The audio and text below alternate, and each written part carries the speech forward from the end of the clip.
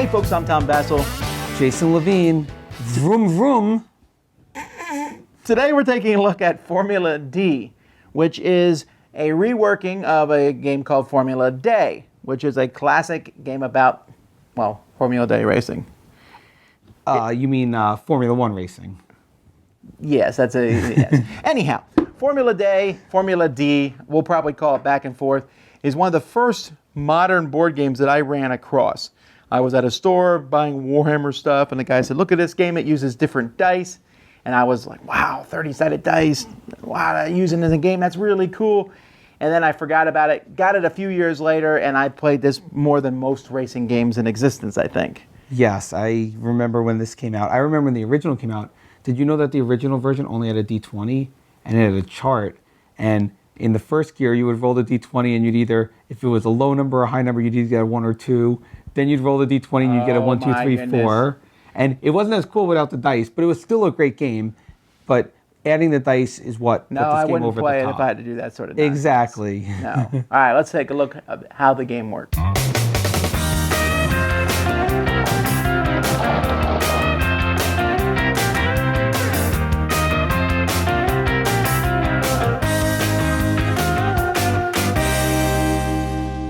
The game comes with a giant double-sided board that players are going to be playing on. Each player is going to get a car that matches whatever color they so desire, and they're going to get basically this keeps track of what gear you're in, and this keeps track of your wear points, of which you have 18.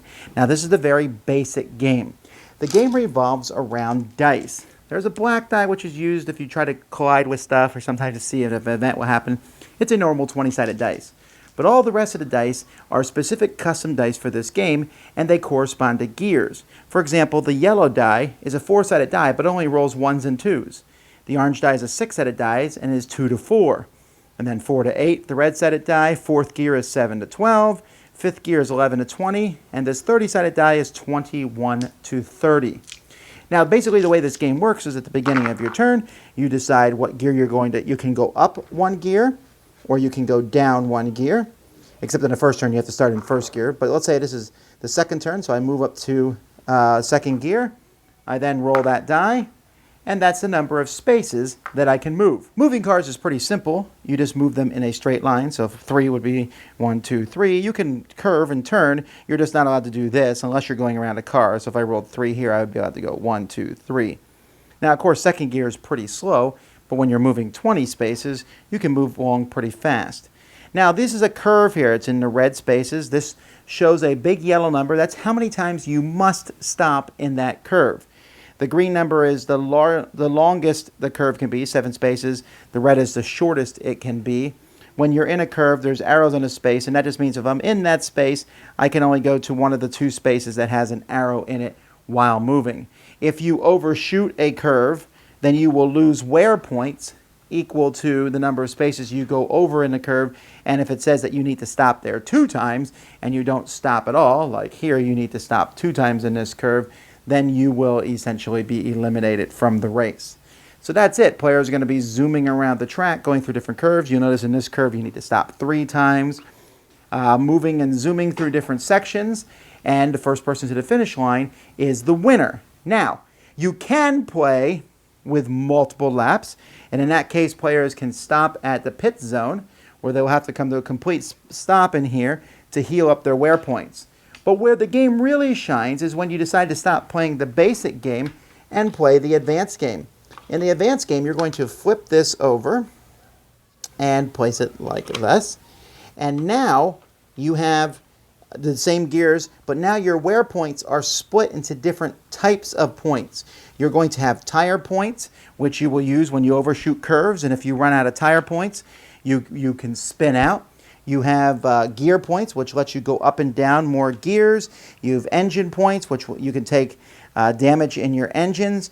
And so there's different types of points here. You have brake points, which you can spend to slow down so that you don't hit other cars. When you hit another car, you have to roll 20-sided dice to see if either one of you takes damage.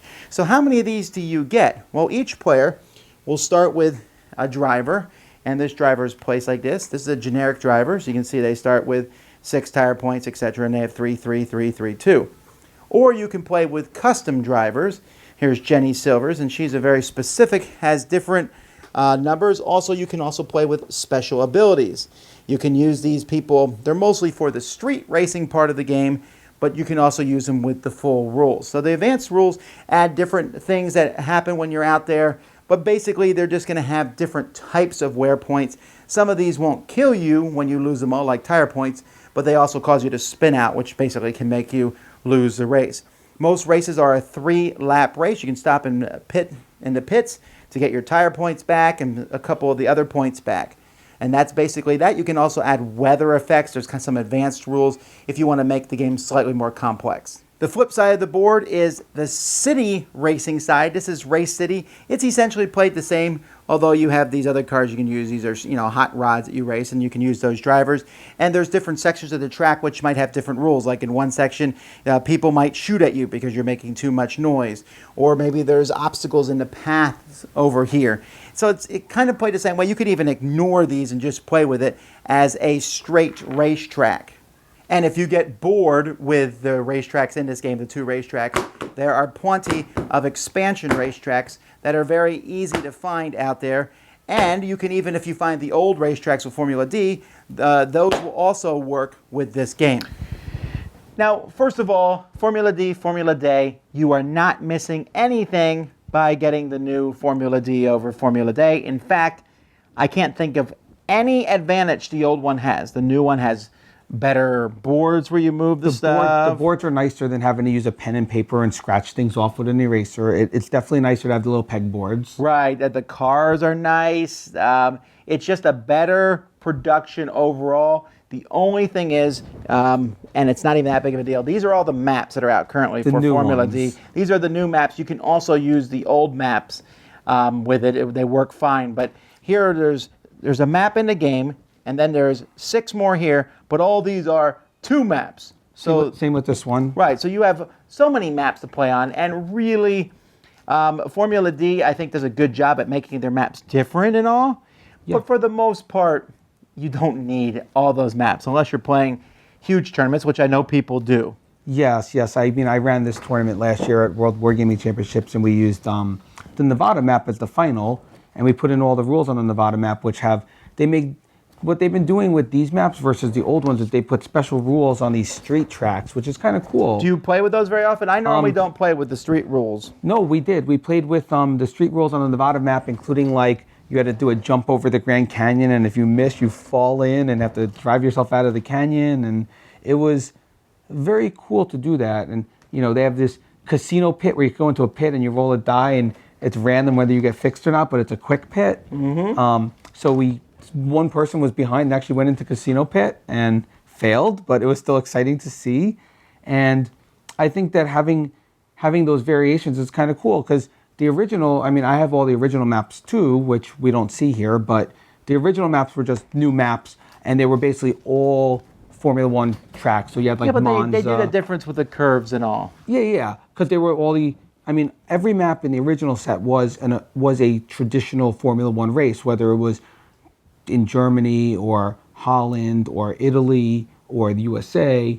But in this one, what they're doing now on the expansion maps that you saw is they're putting one traditional race and then one special, I guess you'd call it a fantasy race or something. Like the one we're talking about, Las Vegas, is a fantasy race because no real cars can do jumps over the Grand Canyon, but it's still cool that they put new mechanisms into the game. All right, so I like the street racing too, but I'm kind of a fan of the classic. Now, let me tell you why Formula D is not great, okay? Now listen. The game is fun. It really is. You can roll dice to different gears, moving up. I found that I enjoy the game most at kind of the mid-level, not too simple, but not adding in, I don't need ice and snow and all that jazz.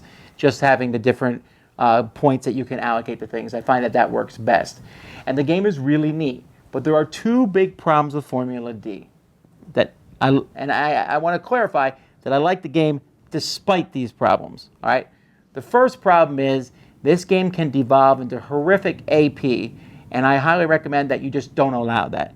You can have people sit there and count out the spaces and go, okay, I'm going to go 8. Okay, there's 14 spaces before this turn, And so should I shift up a gear? Okay, this die, and then looking at the die, all the numbers on the dice. No. You pick a die, you roll that die. If you miss the curve, oh well. See, Frosty AP, can I just say one thing? And this is someone who thinks more than Tom in games. We have always made a rule that you just have to pick a die, roll it, and then you have to do your move. And if you screwed up and did that turn and screwed up the turn, that's your bad. Like, you just move once. You don't sit there and count every single space. I agree. Well, that's what I'm saying. Okay, but so you have to go into it, and that's the only way I'll play it. If people are allowed to count spaces, I'm out because the game takes way too long. But if you just grab a die and roll it, it's a lot more fun. However, that leads to my second point is sometimes through sheer luck, somebody will roll dice perfectly and hit a couple curves perfectly, and that's fine, but then that essentially renders the rest of that particular race moot because they'll never be caught. True. As long as they play conservatively, the only way they'll be caught is if the people behind them try amazingly, there's risky things, which will likely cause them to crash and burn and everything. And so I don't know how to fix that problem, but I've seen it happen, and I've seen it happen many times. I've seen it happen many times. I mean, as people might have known, is I've won this tournament 5 times at WBC, and I think 4 of those 5 times I was a runaway leader and then conserved at the end and didn't have to worry because I was like 3 turns ahead at the end, and all I had to do was be conservative to win. And right, so sometimes there's not a whole lot of this, ooh, we're neck and neck. No, sometimes it's like, okay, I'm neck and neck, but that's because me and Susan are in 3rd and 4th place, while Billie Jean is way out ahead, a mile ahead of us. But I've seen neck and neck. In fact, last year when I ran the tournament, there was 3 cars that hit the last turn at the exact same spot, all had 1 engine left, nothing else left, no brakes, no anything, no tires, and it all came down to their final die roll, and they were all rolling a D20. And that is why I still come back and play. Again, remember I said that I like those are problems, but I like the game despite those. The game is a lot of fun. Like I said, I normally play it medium. Normally, I know I've almost always played 1 lap. I know you there's multiple laps and stuff. We play 3 laps because you need. The pit stops are very cool. The pit stops are important. It just does lengthen the game. Sometimes just playing 1 lap is a lot of fun just to see going on. The only problem is with 1 lap, you're like, push it to the limit. What do I care? Exactly. Crash and burn. But it also eliminates that problem with, I'm still on my 1st lap, and they're almost done with their 2nd lap because of whatever. And they're about to pass me. Yeah. However, despite all that, this is a great family racing game. I highly recommend it. It's neat. It's easy. It has a different level of difficulties.